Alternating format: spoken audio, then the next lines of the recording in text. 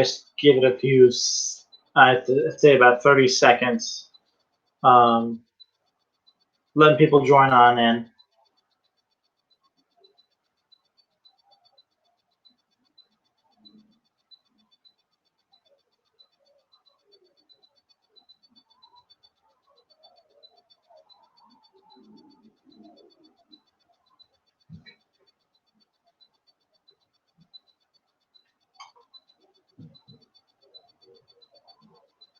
We're doing pretty good here.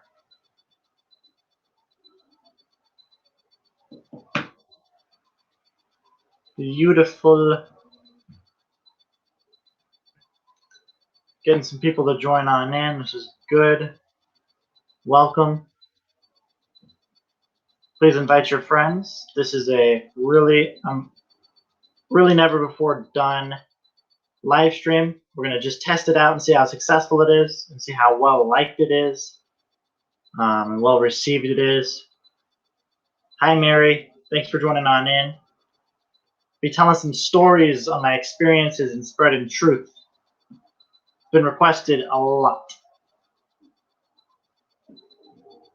Alrighty, so I'm gonna go ahead and just begin, and I'll let people join on in. I have some pretty entertaining stories. I think it'll be fun. Let me know if you guys have any questions as well, or if you guys want to add anything. You might know some of the stories. Alrighty, so I think the first thing that I wanted to say on this is that the stories that I'm about to tell are possible if you just apply the Truth About Apostates and the rest of the books. They are possible. But there was a fellow that. So let me just back up. So there's a fellow in that reached out to me over Facebook and asked me a couple of questions in regards to my religion, right? And I answer all of the questions. That's just how I do it. I just answer all of the questions, but I also try to get their viewpoint on it as well, right? I try to get what they know, what they think they know, kind of deal, right? Where they're at in the whole entire deal. So when I was asking him some questions, he was asking me like, he literally asked me, do I believe in ducks or something? Like, believed in something that was just completely like, what are you talking about? So what I ended up doing is I give myself an option of whether or not I should stay in touch with these people or not, because I kind of value my time a little, a lot, because I can be helping a lot more people, right?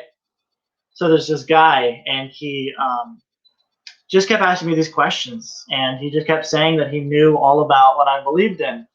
And when somebody says that to me, I kind of take it in a weird way. Well, not in a weird way, but like, okay, well, if you know everything, then I have some questions for you.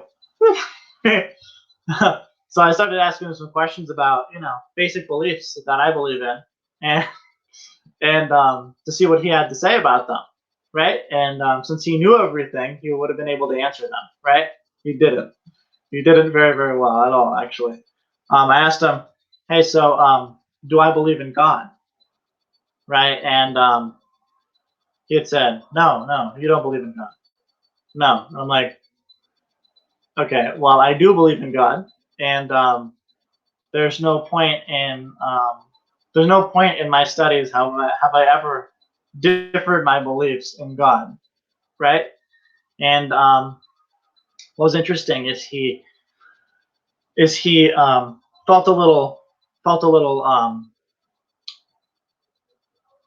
stupid. He felt a little like he was lacking knowledge, right? He was, but I wasn't like enforcing the lack of knowledge on him. But what was really funny was when he goes, well, is there something I should be reading?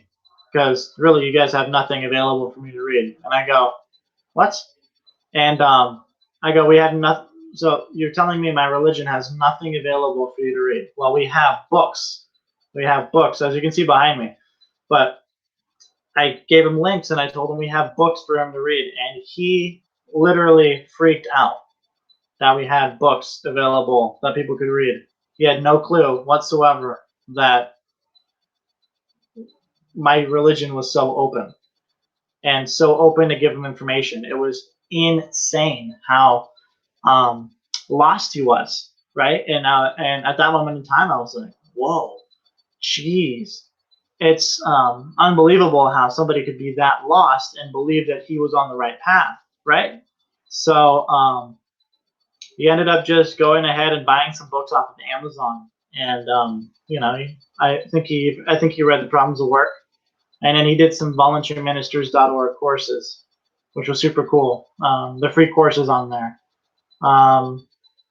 That was just one of the many stories that I have where they start off kind of rough, kind of not trusting in a way, and then they turn out to be a really cool person and an individual because they respect what you were there for them, that you were there for them and getting them the information and being there as a friend, which is kind of cool. What would I have to say? Well, my next story would probably be when I was just starting off, right?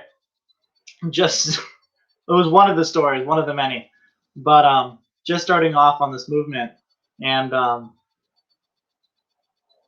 I had yeah, I had received this message from some man, and he was a really funny dude. Yeah, yeah, stuff of legend. Seriously, Tony, seriously, seriously. But one guy literally reached out to me, and he thought I was nuts for writing books. Um, he thought I was nuts for writing books about the attackers, right? Because he thought that um, I should follow what his religion. And now I always respect people's religious beliefs. This is no way belittling them, but I just don't have the full agreement of this principle or this precept, which is or this belief or practice on turning the other cheek. Yes, if it is just noise, totally. Let's turn the other cheek, right? It's just noise. That's what it is. When it's interfering with people, though, I don't turn the other cheek. Sane people, and I protect sane people. I protect sane people with the truth, right? And I give them the truth so that they can make their own decisions off of it and then live happier lives. So this guy had reached out to me saying that I was crazy, right? And saying that I shouldn't have written these books and that I don't know what I'm getting into, right? And I didn't know that this guy had tried in his religion, which what was he? He was a Mormon. He was either a Mormon or a Jehovah's Witness. Yeah, yeah, he was either a Mormon or a Jehovah's Witness. But he reached out and he said, "You're crazy for writing these." Um, I tried to write books and I was attacked and all this other stuff. And I think what really caught my eye was the guy had no tools in order to handle the attacks or in order to withstand the attacks or the harassment or whatever you get from exposing crimes. And I told him, I was like, look, man, I know how to handle these. I know how to withstand them. He responded back in a very, very surprised way because he had no clue that somebody could have that understanding without spending tens of thousands of dollars on a public relations course, from a public relations firm, or even just getting a job and having experience in PR. He had no clue that somebody could actually have that ability to be able to excel and withstand and flourish and prosper and take the haters as motivation and stuff. He had no viewpoints like that. So when I told him that it was possible and that it is possible, and I showed him the courses that he could do, um, that's when I started getting in the door of helping other religions as well, because I started getting viewpoints from different religions and different people of faith, and they were telling me stories about how they were being attacked and how they turned the other cheek and it didn't work, and they couldn't say anything because they didn't want to offend anybody. Thanks so much for the hearts, Nicola. Thanks so much. But yeah, it just gets to the point where you kind of look at it and you go, well, maybe I have viewpoints that people don't have. And that's what really got me on the path to making sure other people knew about, how to handle the attacks. Why are they there? Why are these people attacking people, right? So when I actually sent him, yeah, I remember this. I sent him the a free copy, a free ebook copy of The Truth About Apostates. When he read it, he found some things inside that actually made sense. And there's things that didn't make any sense because, because it's not about his religion. It's about Scientology, really, right? The book is. But when he read it, he kind of familiarized himself with what was in the book and why it was so real to him, why it was so true to him, why it made sense, and he started applying that. And then I sent him the free course on public relations. He did that. Then he put me in touch with some of his people, some of his friends that were also in his religion as well. So many different stories like that. It's just insanely awesome, right? I love to have that opportunity of helping somebody with what they are trying to achieve in their religion, and I just love the feeling of helping somebody. And that guy was definitely helped. He did the course. He felt really, really excited about it, and he's out there applying it today. He loves the books. He's working on the books. I mean, it's cool, and he's inspired to write more and to get back out there and to defend his religion. And I do consider him part of the truth movement as well. See, so there's a lot of people from different faiths that are involved in what I do, and I love that. Now, and then I don't want to have this live be super long, so I'm going to probably tell you this last story, and then what I'll do is I'll have a series of stories that I can tell, because I think it's really cool to share these with you. And I think it's become really successful. People like this, right? Like Tony likes it. Yeah. Tony. Tony, Nicola likes it. I mean, people can resonate. People can relate. People can find similarities in the things that I've experienced. We've all experienced attacks at some point in time in our lives. But I'll tell you one more, and then we'll end it, and then this won't be the last time we have story time. All right, so basically, this actually just happened about a month ago, last month, during the situation that we're having right now, right? Super interesting story, super interesting thing, because I do not know the guy. I did not know the guy before any of this. I was a Facebook friend of the guy and I still am, probably been friends with him for about a year and a half, maybe more, right? Year and a half, kind of just didn't really know him. Really, if I would have known who he was a year and a half to 2 years ago, I probably would have been best friends with him. But I think I'm best friends with him now, which is super great, and even more now than ever before. But I'll get to the story. So basically, the guy purchases the whole entire trilogy, right? All 3 books. The most patient guy you've ever met, right? Because we were going through a lot of struggles with Amazon because they're having delays, even as we speak, too. Having delays on printing our books. They are the supplier of the books that I have, unless I'm doing a signature special where I sign them and then I send them out from my location, right? I rarely have those because it's just so many books that go out, and it's just, I would overload everybody, anybody. Okay, so it's just easier if I do that, right? So he was the most patient guy. He waited, I think, about 2 weeks, which was insane. And I don't allow that to happen often at all. And I contact them completely every single day to make sure they're shipped out. But the guy basically, he reaches out and he goes, hey, how far away are my books? And I go, dude, they're like out for delivery. He's like super excited. The most excited he's ever been, really. That's what he said. And I was like, whoa, dude, that's so cool, right? And he goes, yeah, um, I'm really interested in reading them or looking through them, right? He's specifically really wanted to look into the hidden agenda, which is this book, right?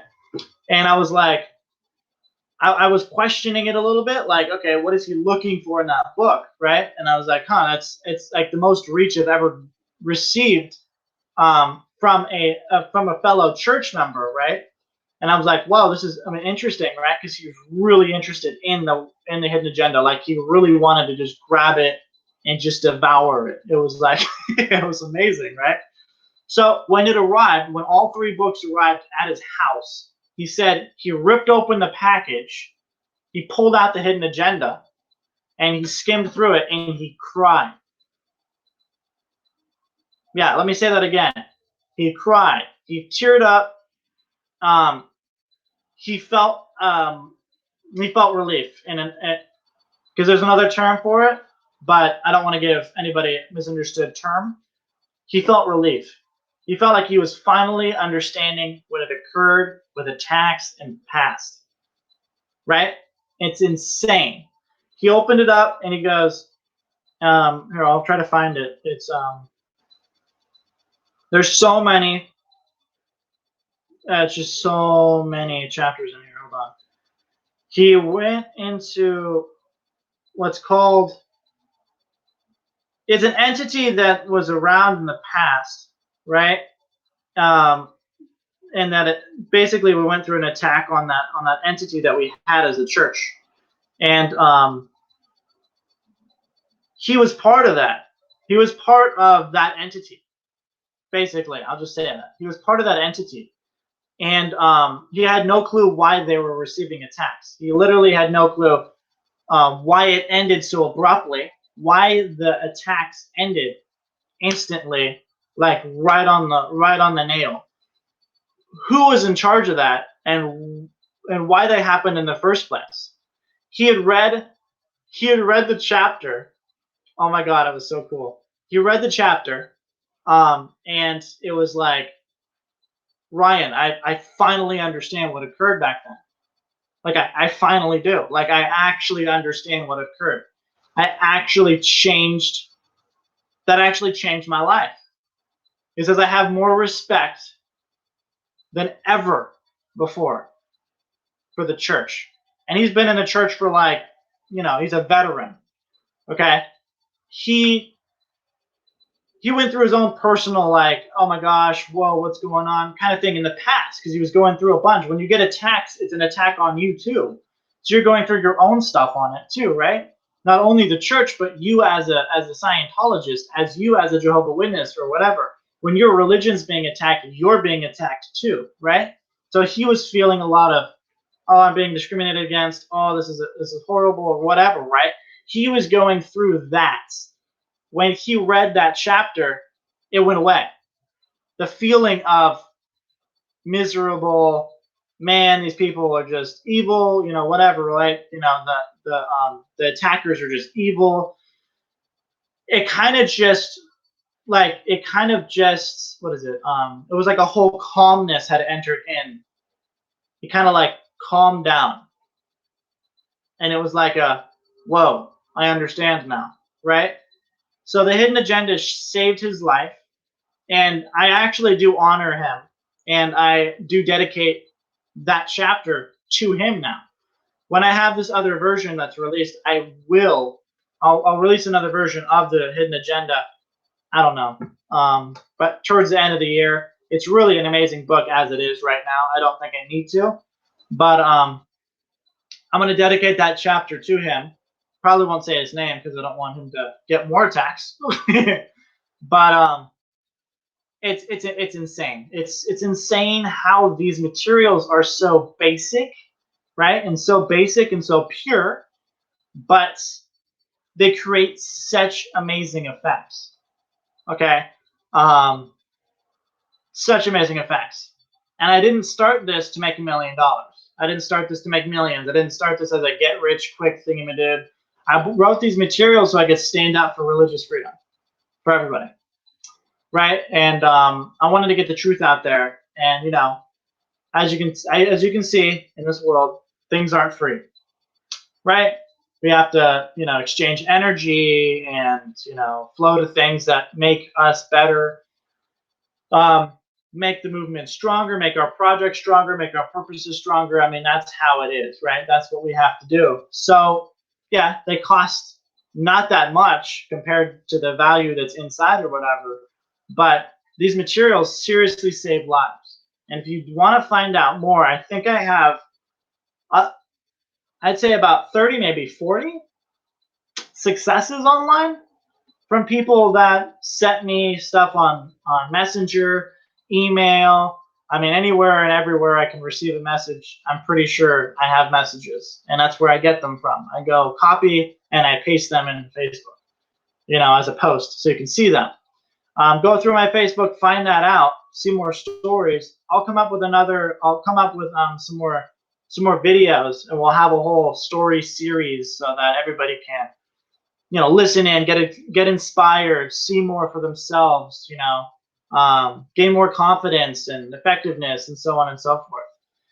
Anyway, thanks so much for joining me on in. Super appreciate it. I'm gonna end this off now, and yeah, tell me if you guys liked it, and if you guys have if you guys have an exact topic that you'd like me to tell a story on, because I have many different stories to tell on various different topics that I've experienced and that I have reality on. And thanks so much, guys. Appreciate it, and I'll see you next time.